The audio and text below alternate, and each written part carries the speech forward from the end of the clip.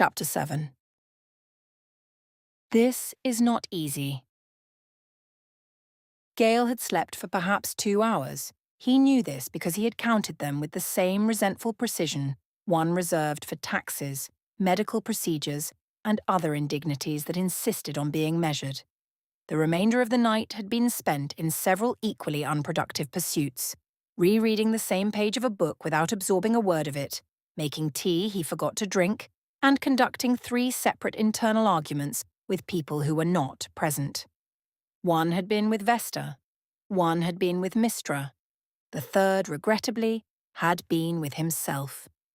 Morning found him in his rooms already dressed, cuffs fastened, collar neat, hair in place, looking every inch a man in command of his life, and absolutely none of a man who had spent the dark hours mentally relitigating a quarrel with a woman whose chief hobbies appeared to be chaos, insubordination, and standing too close. He adjusted one cuff, then adjusted it again. This was ridiculous. She had hurt him. That much was true. She had also not known what she was striking. That, inconveniently, was also true. He could not, in fairness, hold her fully accountable for wounds he had gone to some trouble to disguise. One could hardly hide behind walls for years and then act shocked when people mistook stone for architecture. Still. You never take a chance. He closed his eyes briefly. There had been cruelty in the line, yes, but cruelty sharpened by ignorance, not malice. She had thought she was mocking caution. Instead, she had kicked open a room he kept locked from himself half the time, and if he was being painfully honest, which he saw no reason to start now, that had been what angered him most. Not that she was wrong, that she had been right in places he had not wanted named. He crossed to the window and pushed the curtain aside. The first clean light of dawn washed the rooftops beyond. Calm, cool, indifferent. An offensive amount of serenity for a world containing emotional complexity. He had made himself smaller. He had made himself safer. He had made himself manageable. Better that than dead. Better that than monstrous. Better that than kneeling before old hungers and calling them destiny. And yet... He could still hear her voice saying he had turned wonder into homework. Unhelpful woman, he muttered, because she had not been wholly wrong there either. That was the true offence of Vesta. She was reckless enough to speak truths without understanding their cost, and beautiful enough to make annoyance structurally unsound. He went very still. No. Absolutely not. He had already learned where desire paired with admiration could lead. He had no intention of offering his throat to that altar again. Attraction was simply chemistry, and chemistry could be managed with distance, routine, and the excellent judgment of avoiding people who threw sparks when irritated. Besides, she quite obviously disliked him. That, at least, was convenient. No vulnerability required, no dangerous nonsense. They would proceed professionally. He would teach. She would resist. They would irritate one another at measured intervals until competence was achieved or one of them died. A stable arrangement. He took a breath, gathered his books, and left his room. By the time he reached the corridor outside the training room, he had nearly convinced himself. Then he saw her. Vesta sat on the stone steps before the door, arms folded loosely around her knees, skirts pulled around her boots, hair somewhat defeated by the night. A candle guttered low above her shoulder. She looked tired enough to be honest, and proud enough to resent it. She rose the instant she noticed him. His entire internal structure experienced a brief but memorable collapse. Oh, hells. She had been there a while, he realized at once, long enough for the candle to burn nearly through, long enough for dawn to find her waiting, long enough to matter. Her chin lifted on instinct, then lowered again as if she had remembered something overnight. Gale, she said softly. Gale inhaled sharply. This was the first she had said his name, and it sounded so soft and melodic coming from those lips. No, he must be strong. He must be careful. There were any number of things he might have said. Good morning. You look dreadful. Why are you here? Please leave before I make poor decisions. Instead, he said, You're early. Coward. She winced. Yes, I thought I'd try being unsettling in a new way. He hated that he nearly smiled.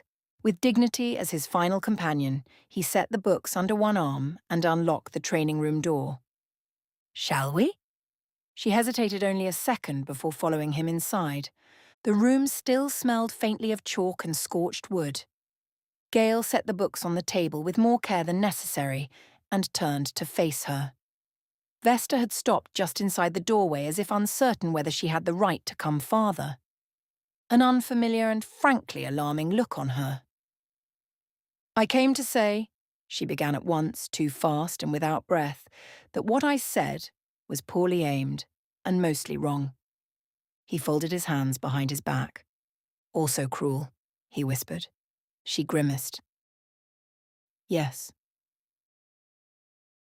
And ill-timed, he added quietly. Yes. And possibly too loud, she suggested. That startled a laugh out of him before he could stop it. He quickly corrected and said, Think nothing of it. Her eyes widened. That is not a real sentence. On the contrary, I use it regularly. Some of the tension shifted then, not gone but loosened, like a knot admitting it had perhaps been tied too tightly. She exhaled shakily. You are doing that thing. I do many things. You'll need to narrow it down. The smiling one, she said, stepping a little closer, where your eyes look sad and your voice sounds like a locked door. The words struck cleanly. He looked away first this time. Ah, he said after a moment. That thing, she confirmed. This, he said dryly, is not easy. No, she said, it really isn't. Silence settled between them, less hostile now, more uncertain. Vesta clasped her hands behind her back, then clearly thought better of displaying nerves and crossed her arms instead. I am not built for gentle speeches, she said. I am better at fire, at shouting, at ruining rooms. Yes, he said. I had gathered that. Stop being funny. My apologies. This time the laugh was smaller but real. And God's help him. Relief moved through the room like weather. She drew a breath. I didn't know, she said, and now there was nothing theatrical in her at all. About what you carried, about what it cost. His own answer came quieter than intended. About why rules feel safer when chaos nearly takes all. She nodded once. I thought you judged me, they said at the same time. Gale looked faintly offended at the coincidence. You were loud, he said automatically. Vesta blinked. Then, despite herself, snorted. I was making a point. You were setting curtains on fire. Metaphorically. Demonstrably false. Another laugh escaped her, then faded. I was afraid, he said before he could stop himself. The room stilled. He had not meant to give her that.